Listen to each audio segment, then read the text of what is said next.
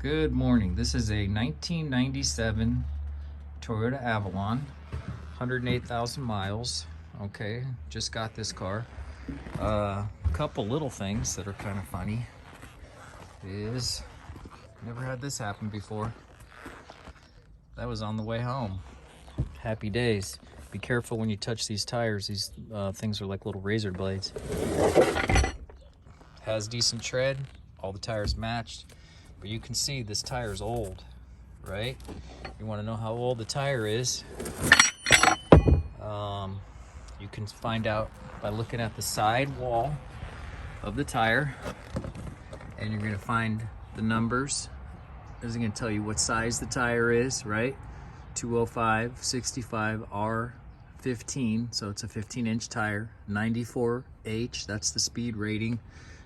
What you're looking for is these four numbers, okay? So 0617. The way this works is that's the year, 17, the last two numbers. The first two numbers, it's not June, that's the 6th week of 2017. So these numbers will go all the way up to 5217.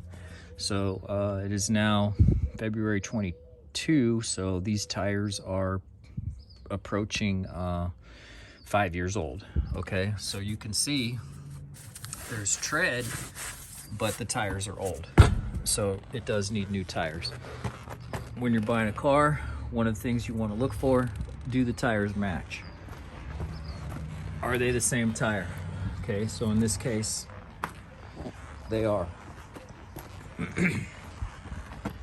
Right, all the tires are the same, and you can check the date code.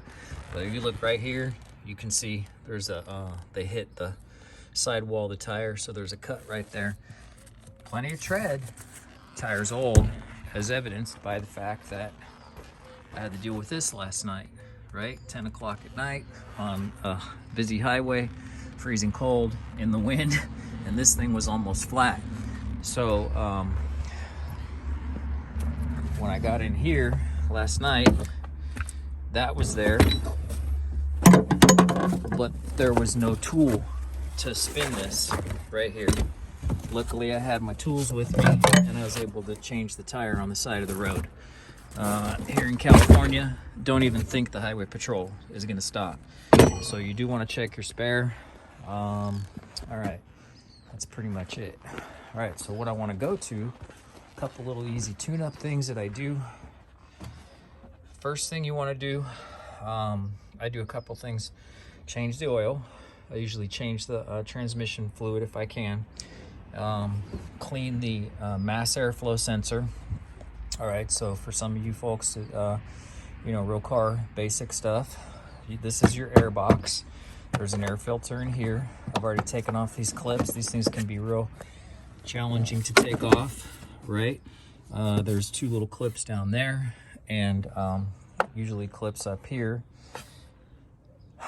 Air comes into the car, goes through the filter, so the air is filtered, goes past the mass airflow sensor, and the electronics of the car determine how much air is coming past this thing and adjust the ignition to the correct ratio for fuel air mixture.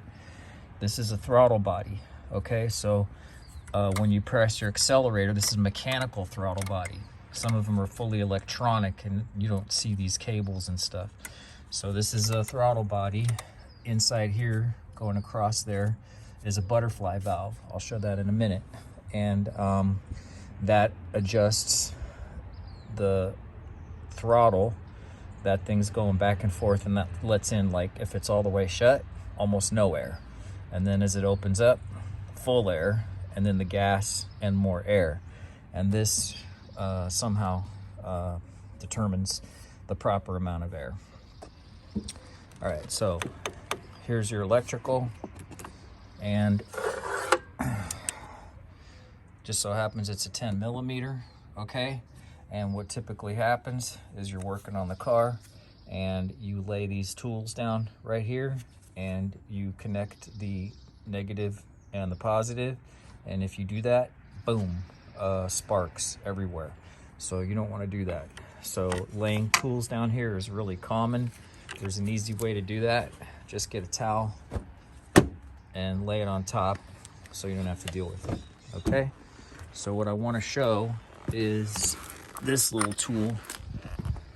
You want electricity to flow into the car. Sometimes you get a car that looks like it has a bad battery and it won't stop, but what it really is corrosion. Okay, so you take these things off, right? And touching like that, it's obviously not helping, so you got to kind of move them out of the way. All right. This cleans the inside of this, so you get a nice clean metal to metal connection. This is lead. All right, it's a very soft metal. Lead's not good for you at all. It's poisonous. If you were to lean down and touch these things, dangerous. The acid inside of here, extremely dangerous and corrosive. And then you got the inside here. So I've already cleaned this, but you take this and you spin it around and cleans the metal. All right, so these things are a couple bucks at Walmart. Another trick that I'm gonna mention now before I forget, when you go to turn the car on and you put the key in, oh, I don't have the key right here. Okay, you go to put the key in, this is a little trick. It's not gonna do anything right now because I have the battery disconnected. But in order to put less pressure, less demand on your alternator, turn the key and then turn the key again and wait about 10 seconds or 15 seconds, and that loads up all your electronics and puts less demand on your alternator. Your alternator will last longer. Okay, so that's just a little trick. People tend to put the car in and start the thing right away. The alternator hasn't fully charged the electrical components yet. All right, so I've got this battery kind of out of the way.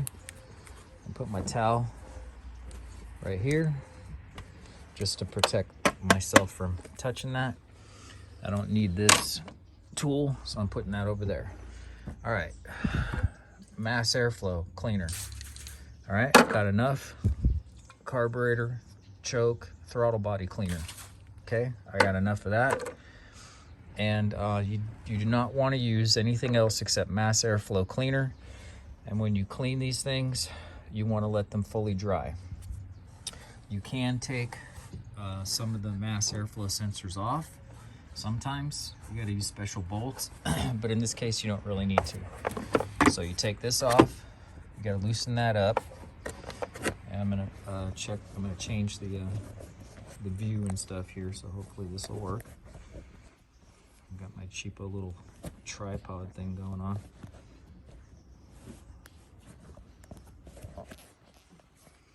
All right, let's hope this works for what it's worth. So you're gonna spin the air box a little bit and try to break this connection right here without breaking anything else. A lot of times you don't need to disconnect that stuff. So you go back and forth. And as you can see, this comes off from that. You usually have some tubes connected to this. You don't want to break these little things here. You don't want to break these tubes. In this case, all I want to do is move this thing. Taking this off. All right, look how dirty that is, okay? If that's dirty, it doesn't allow air to flow properly through the system, and that decreases your fuel efficiency. So you want to replace these things, all right? And you can see if you didn't replace it, the air's coming in. See all the kind of dirt that comes in, leaves, debris, all that stuff. Obviously you don't want that in your engine. Okay, so this is the air coming in, goes through the box, goes through here, goes past the mass airflow sensor, goes into the throttle body, goes into the intakes and engine and all that stuff. All right, so now I'm gonna have to set this thing back up, and hopefully I'll set it up in a way that you can actually see some of the stuff that I'm doing. Okay, let's give that a try. All right, so I moved this box out of the way. And then I'm gonna loosen this thing up here, right?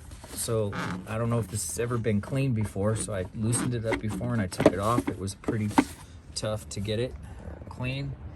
All right, look inside that throttle body, and some of these throttle bodies, you wanna look it up on the internet. Some of these throttle bodies, you don't wanna clean them. You don't wanna put any chemicals on them. You see all that carbon, all that stuff in there. And then I'm gonna move the butterfly valve. I'm gonna show you how that works. Okay, you do not, absolutely do not want to touch that thing with your fingers. You do not want to push on it. You don't want to touch it at all. If you do, you can mess up the whole system. Certain cars for sure. If you can control it at all, you want to control it this way. And if you cannot control it through those means, sorry for turning the camera all around. There's another way to do it.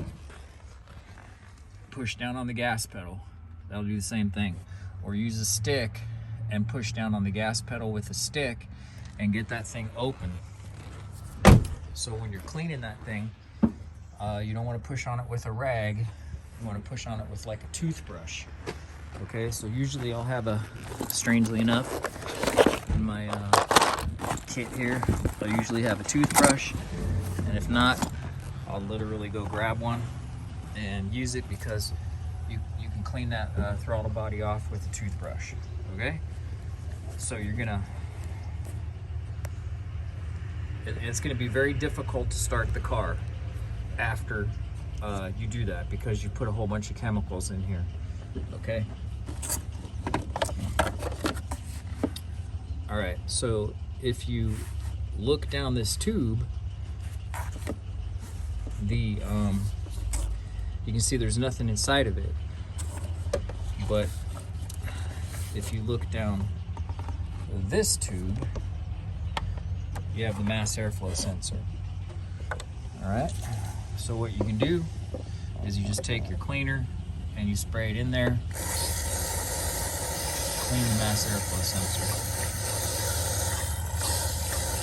Use gloves, these are chemicals, they're dangerous. Everybody's wearing masks, so I guess you could wear a mask too.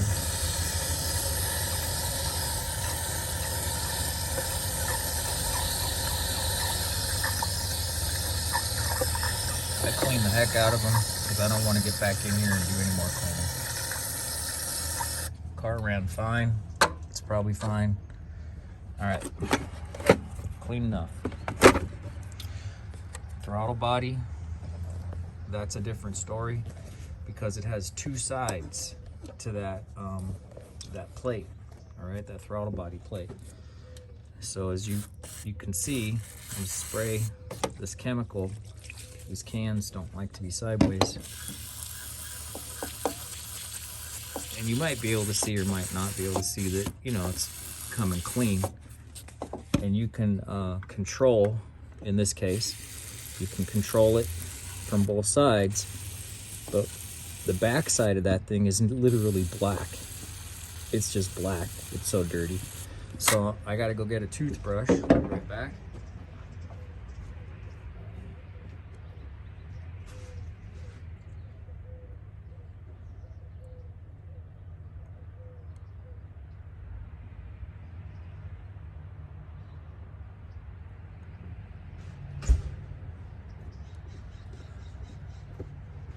Sorry about that. Okay, so I'm gonna spray it, and then I'm gonna take this and turn it and use the toothbrush to clean this. But you don't want to press on this thing with your fingers, because you'll mess up your electronics. All right. Lots and lots of stuff's coming off there. Strangely enough, this helps the car run better. I don't know why, but it sure does help a lot of cars. But there's certain cars, if you clean the throttle body, you're gonna be buying a new throttle body. So look up your car, especially European cars. Boy, so you clean the where these things meet. So I'm cleaning the bottom part. I'm cleaning the tubing part, you might call it. spraying all this off. Try and clean the edges, but I'm not pushing on it, and I'm cleaning the front. Okay. Car has already passed smog, but if you're trying to get your car to pass smog, you want to do some of these cleaning things, and the car will usually pass smog. Check on passing smog. Take the car out, put at least 30 miles on it before you go to smog, so everything's burning properly at the right temperatures. Don't bring a cold car in for smog. Bad idea. Okay, so I'm putting all this stuff back together. Okay. Trying to spin this thing. This thing is interesting. I don't know, maybe those little things mean that goes up. That's kind of, I haven't seen that before. I used to have a 97 Camry, and that's almost the same car. Okay, so you can see that's, you know, pretty dirty, right? So what are you gonna do at that point in time? Well, I'm done with my throttle body cleaner. I'm done with my, you know, my stuff, so I'm gonna put that away. All right. A little problem with that camera, and it's difficult to work with gloves sometimes because I can't feel stuff. All right, check and see. All right, so basically you're just gonna use your socket or whatever, tighten it up. Doesn't have to be too tight, make sure it's on there properly. One thing in California, we have to smog the cars every couple years usually, depending on where you live. Some counties only when you go to sell the car, or every 15 years, but other counties every 2 years. Come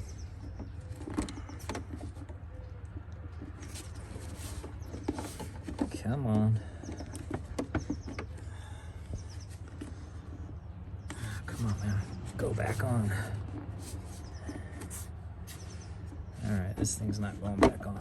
Gotta move it. Come on. There it goes.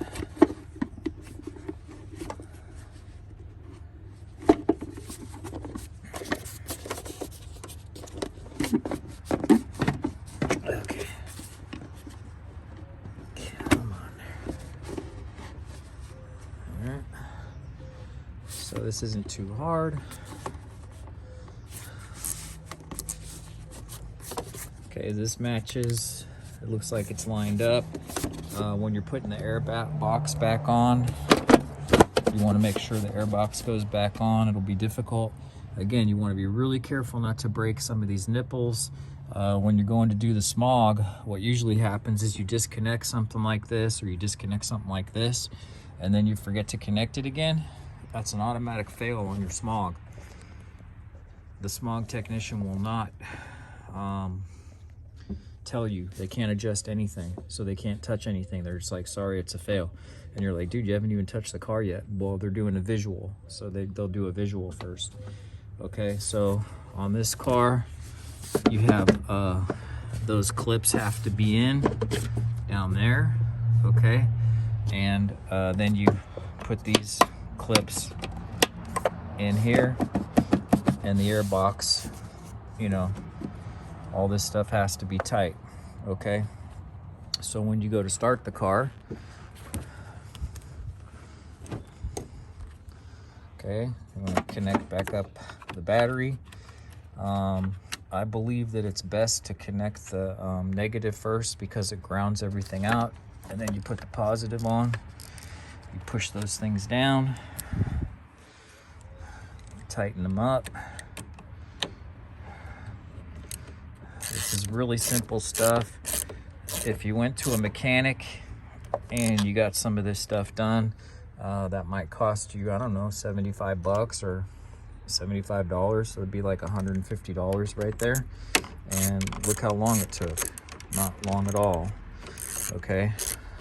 You don't save a lot of money with the oil, but I use full synthetic. And you can get full synthetic to last 5,000, 7,000, they say 12,000, but I don't see why you should do that to your car. So you get twice as much. That's 20 bucks. The filter was 10 bucks. That's 30 bucks. You know, it's only like 45 if you go to Walmart. So it depends. Don't use a synthetic blend. The reason you don't do a synthetic blend is because full synthetic is full synthetic.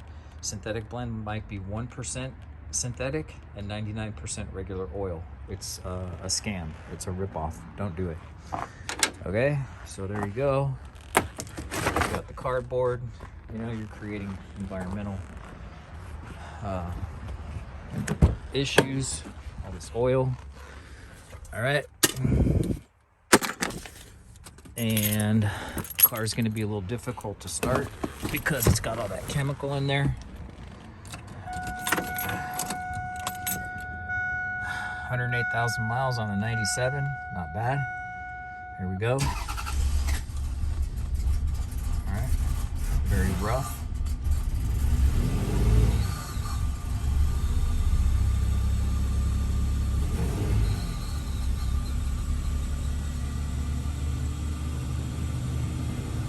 Car's super cold. I haven't even started it up yet, so you should see the RPMs go high when the car's cold. RPMs should drop down once the car warms up. Idle on this car is probably, I don't know, about 800 or 900, and that right now it's running, it's at like 1650 RPMs. So the idle will come down in a second. I like to let the cars warm up. It helps the car run better. Alright, so this turned out to be kind of a long video. I covered a few things on here. Just some basic tune-up stuff that can help you save a lot of money and help your car run better. And I think that's about enough.